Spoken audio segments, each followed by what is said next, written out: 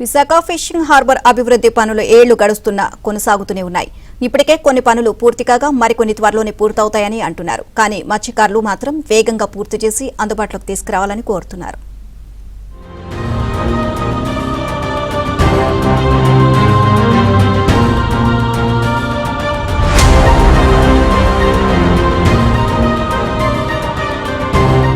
ఆంధ్రప్రదేశ్లో ఉన్న అన్ని ఫిషింగ్ హార్బర్లలోకెల్లా విశాఖలో ఉన్నది అతిపెద్దది. ప్రతిరోజు ఇక్కడి నుంచే కొన్ని వేల కేజీల సముద్ర ఉత్పత్తులను ఎగుమతి చేస్తున్నారు. అందుకే ఎప్పుడో నిర్మించిన జెట్టీని విస్తరించాల్సిన అవసరం ఏర్పడింది. అందులో భాగంగానే విశాఖ ఫిషింగ్ హార్బర్ ఆధునికీకరణకు కేంద్రం 2022లోనే ప్రణాళికను సిద్ధం చేసింది. ప్రస్తుత హార్బర్లో డిమాండ్కు అనుగుణంగా వసతుల కల్పన చేశారు. ఇందులో వేలం హాళ్లు, ప్యాకింగ్ యూనిట్, పార్కింగ్ ఏరియా, ఆఫీసుకు ప్రత్యేక సదుపాయం, రెస్ట్ రూమ్, క్యాంటీన్, చేపలు ఎండబెట్టుకోవడానికి పరిశుభ్రమైన యార్డ్లు, చేపలు నిల్వ చేసుకునే సదుపాయం, ఫ్లోటింగ్ జెట్టీలు, వాటికి రిటర్నింగ్ గోడలు, మురుగునీటిని శుద్ధి చేసే ప్లాంటు, అంతర్గత రహదారులు, under ground reservoir, over head tank, solar లైట్లు ఏర్పాటు చేస్తామని డిపిఆర్లో పొందుపరిచారు. ఈ పనుల కోసం ప్రధానమంత్రి మత్స్య సంపద యోజన కింద సుమారు 152 కోట్ల రూపాయలను కేంద్రం మంజూరు చేసింది.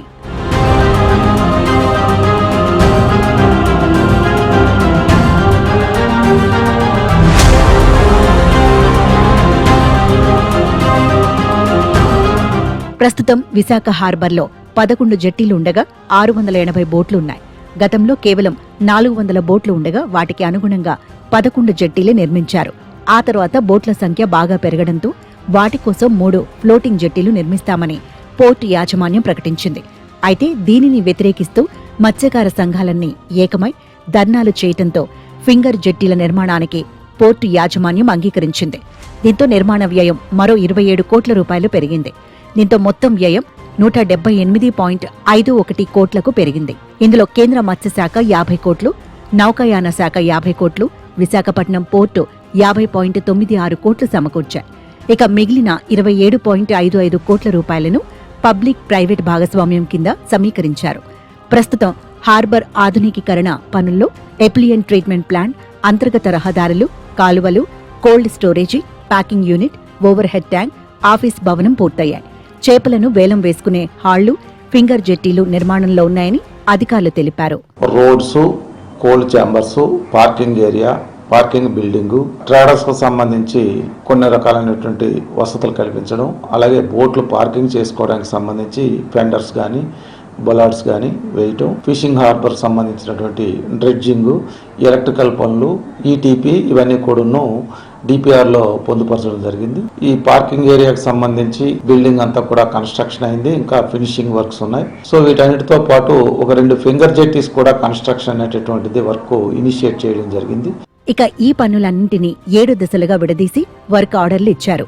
ఆర్సీసీ జెట్టీ నిర్మాణానికి డిజైన్ కూడా తయారు చేస్తున్నారు. ఈ నెలాఖరు నాటికి మురుగునీటి శుద్ధి కేంద్రం అందుబాటులోకి తేవాలని కసరత్తు చేస్తున్నారు. అయితే ఏళ్లు గడుస్తున్నా ఫిషింగ్ హార్బర్ పనులు పూర్తి కావడం లేదని మత్స్యకార సంఘాల నేతలు ఆగ్రహం వ్యక్తం చేస్తున్నారు. మేము ఏవైతే అడుగుతున్నామో మేజర్గా మాకు కావాల్సినటువంటి సదుపాయాలు ఇప్పటి వరకు కూడా సదుపాయాలు చేయకపోవడం, దానికి ఇంకా 152 కోట్లు సరిపోవట్లేదు, ఇంకొక 25 కోట్లు కావాలని చెప్పి ప్రతిపాదన పెడుతున్నారు. కాంట్రాక్టర్లకి డబ్బులు వస్తున్నాయి, ఏదైతే సెంట్రల్ గవర్నమెంట్ ఇస్తున్నటువంటి డబ్బులు తర్వాత పోర్టు వారు ఇచ్చేస్తున్నారు. కానీ ఈ యొక్క నిర్లక్ష్యంతో కాంట్రాక్టర్ కానీ ఉన్నటువంటి పోర్ట్ అధికారులు కానీ ఏమాత్రం కూడా చిన్న చూపు చూస్తున్నారో తప్ప ఫిషింగ్ హార్బర్ డెవలప్మెంట్ విషయాల్లో మాత్రం ఏమాత్రం ఇది చేయట్లేదు. అత్యధిక అంటే వేగంగా పనులు కానిస్తే బాగుంటుందని చెప్పి మా యొక్క మత్స్యకారుగా మా యొక్క విన్నపం. ఎందుకంటే అనేక సార్లు మాకు ఇబ్బంది అవుతుంది. ఇప్పటికైనా కేంద్ర రాష్ట్ర ప్రభుత్వాలు స్పందించి విశాఖ ఫిషింగ్ హార్బర్ పనులు వేగవంతం చేసేలా చర్యలు తీసుకోవాలని మత్స్యకారులు కోరుతున్నారు.